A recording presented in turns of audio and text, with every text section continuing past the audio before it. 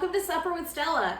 Today we're going to be making a chicken korma. So I am using just some chicken leg quarters, one of my favorite cuts of meat, really inexpensive, great for this kind of application where you're braising or stewing a meat. Dark meat chicken holds up really well to the cooking process. So I always prefer when I'm making something like this to be a dark meat rather than a light meat chicken, which is usually more popular but with this. But chicken korma should probably tell you what it is. It is an Indian dish, British Indian, I think. It is generally served with chicken. I do see it sometimes with lamb. It's not a super hot dish. You can kind of adjust the heat to whatever you want it to be. For me, it's going to be really mild. But it's a base of, you've got caramelized onion, lots of garlic and ginger in it, a great spice mix. So it's got a wonderful, really flavorful mix of spices, even though it's not necessarily hot spices. But again, you could add some cayenne if you wanted to. And then it uses raisins, which give it a little, just like a nice little fruity, plump bite whenever you get a raisin. And then oftentimes you'll see either almonds or cashews that are soaked maybe in water, maybe in milk, depending on the recipe, and then ground up. I'm gonna take a shortcut. I'm just gonna use some almond flour in place of it. The first thing I wanna do is go ahead and get my chicken sauteing. So I've just got 2 leg quarters. I'm just gonna go ahead and salt them, cook them skin side down. Now eventually, we're not gonna cook these through just yet. As with many dishes I do, we're gonna get a sear, mostly just rendering fat. We will then eventually, let me get this out. Put the chicken back in once we add some liquids, get it cooked through, and then eventually get it shredded and put back in. But I just right now want to get some fat rendered out of this. And we will not be eating the skin, so I'm inevitably going to get some browning on the chicken, but I'm mostly wanting to render the fat out. Just to add some flavor to the dish, go ahead and get the chicken pre-cooking a little bit. But we're certainly not cooking it through. Like I said, I will eventually end up shredding this, so we won't even eat the skin. So more about rendering fat than it is about getting a good brown skin. So while this is searing and the fat is rendering down, I'm going to start chopping my vegetables. Now this is not a very vegetable heavy dish. There's not a lot. This is mostly about the spice mixture really, more than it is the vegetables. I'm just using a couple of onions and ginger and garlic. Those are the only vegetables going into this. And what we'll do is I'm going to slice these thin, get them caramelized, and then I will grind them up into a paste. And what that's going to do is help give the dish some body and some texture, kind of thicken the sauce. But it's going to infuse it with caramelized onion flavor throughout the entire sauce. So I'm just going to go ahead and get these chopped up and then grate up a few cloves of garlic and some ginger.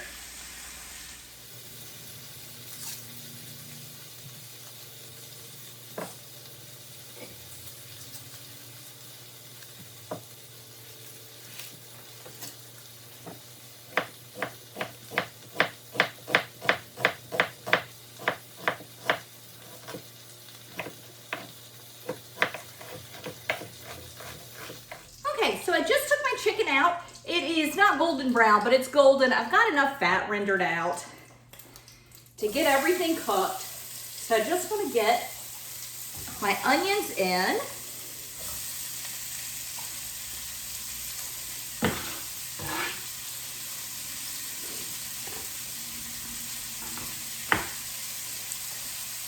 Give them a stir.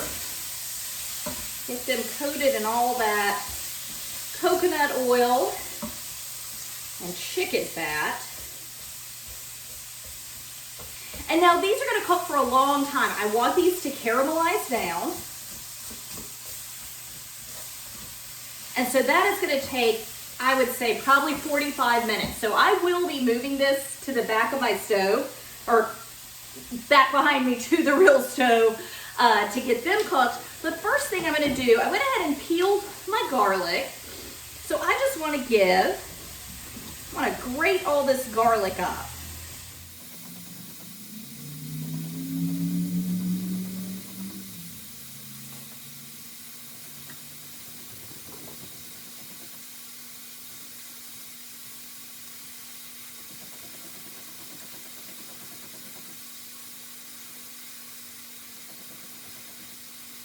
Nearly 2 inches of ginger. This is a pretty ginger forward dish, so I want to make sure I get a good bit of ginger in here.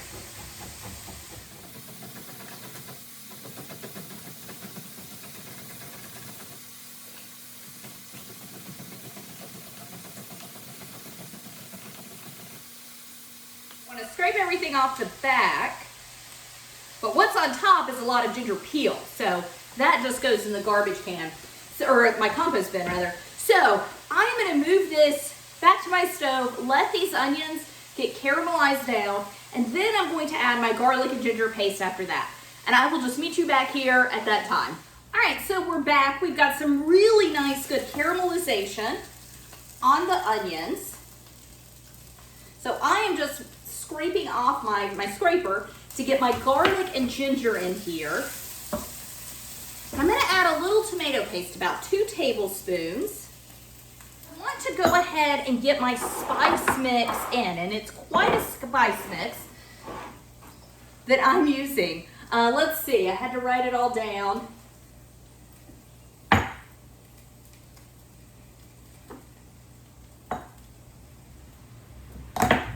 Okay, so I've got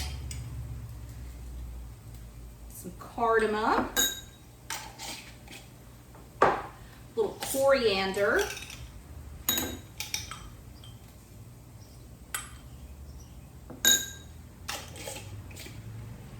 turmeric. Now this is going to give it a really nice color, and a lot of recipes I came across, instead of using turmeric, they just steeped saffron threads to give it the nice yellow kind of traditional korma color. So that's an option as well. I have very little saffron, I have a ton of turmeric, so that was really the deciding factor for me.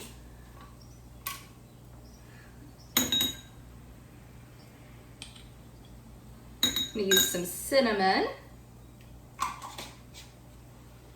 and chili powder. Now you could certainly use paprika instead. You could use cayenne, you could use red pepper flakes. I'm kind of a wuss, so I definitely don't like a ton of heat to mine, but that's a good way to add some flavor, and I'm adding some cloves as well. But a good way to add flavor would just be to kind of punch up, or not really flavor, but to add heat if you like hotter food. Just kind of punch up the spice mixture you're using. Okay. I'm gonna get my spice mixture in here.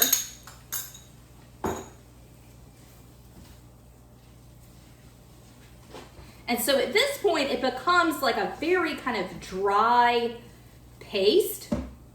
I want to add a couple more things. So as I said earlier, a lot of recipes will use soaked almonds or soaked cashews that they'll grind up. I'm taking a shortcut. I'm just going to use almond flour. And I want to use, let's see, my recipe calls for about 3 tablespoons. I am just going to eyeball it though. But this is going to add some flavor, so it's going to add a little nutty flavor to this, but it's also going to give it some body, give it some good texture.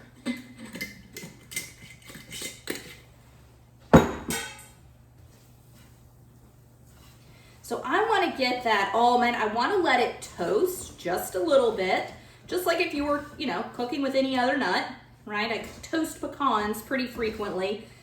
Same thing here, just let them get a little heat, let that oil in them kind of develop and toast up some. And then I've got raisins out. We're not going to add raisins till the very end. I just want to make sure I talk about them because they do add, I think they're probably the best part of the korma. They soak up all that delicious spice mixture that we just put in, but they've got this, like they plump up a lot in the sauce, and they're just like this nice little bite to have every now and then. And I have had kormas at Indian restaurants before that have whole cashews in them, or like a half of a cashew. So you don't always have to grind it up. That's just preferred method for some recipes. And again, with the almond flour, I just thought it would be a nice way to kind of show you a shortcut. So I'm not gonna add the raisins until the chicken comes out. So what I'm gonna do right now is just add a little bit of water to this. So I want to use my immersion blender and get this blended down into kind of a paste. So I'm gonna add just a little water. That's about a cup of water. Might need to do a little more. A lot of this is gonna depend on the size of the pan you're using. I say kind of a paste because I'm not gonna be extra, careful about making sure that it's a really, really thin, fine paste or anything like that. I just want to get some of these onions ground down a little bit.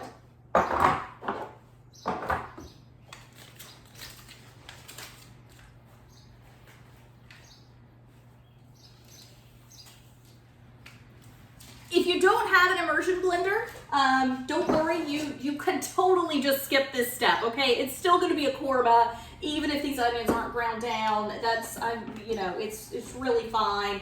But you also could put this into like a food processor or a blender as well.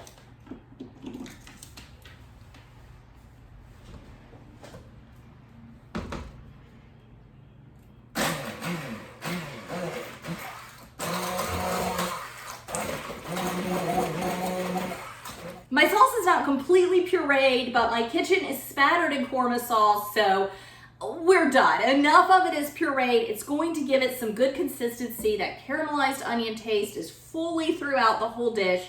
So I've accomplished, I think, what I set out to. So what I want to do now is just get my chicken, which is of course not cooked through. I just want to get it nestled in the sauce. It does not need to be completely covered in sauce.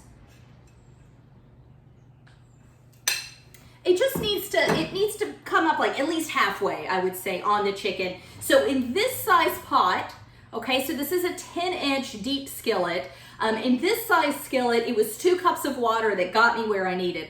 If I were using like my 4-quart little black Dutch oven that you see me use a lot, I maybe could have gotten away with 1.5 cups, okay? So kind of that water level depends on the size of the pot, okay? But there's so much flavor from those caramelized onions that 2 cups of water is not gonna mess up the flavors at all, okay? It's still gonna be delicious, not dilute, I mean, it's diluting it a little, but it's not diluting it significantly. So that is really all that I need to do for now. I'm going to put this back on the big stove behind me. I'm going to let my chicken cook through. I will then remove the chicken. Once it's cool enough to handle, I will shred it up. I will save my bones and skin for stock. You can certainly discard them. Put the shredded chicken back in. I'm gonna add about a 1/4 cup of raisins. Now, golden raisins are what most recipes call for, but I was totally out of golden raisins, so I'm just using regular raisins. The flavor is basically the same thing, just golden raisins match the color a little better. And I'm also gonna add some cream. Now, kormas do generally, or kormas pretty much always have some sort of cream in them, whether it's, dairy cream, like I'll be using, or whether you're using like a coconut milk, which a lot of recipes call for that. But that is really it. That is chicken korma. Cook it through, shred it up, add your raisins, add your cream. The only reason I'm not adding raisins just yet is because they'll stick all over the chicken when I try to take it out, and I'll lose some raisins. So that's why I hold off on putting the raisins in. It's not like they're gonna break down too much or something like that. So that is it for today. I will give you a picture, show you what this looks like when we're done. But thank you so much for joining me. Bye.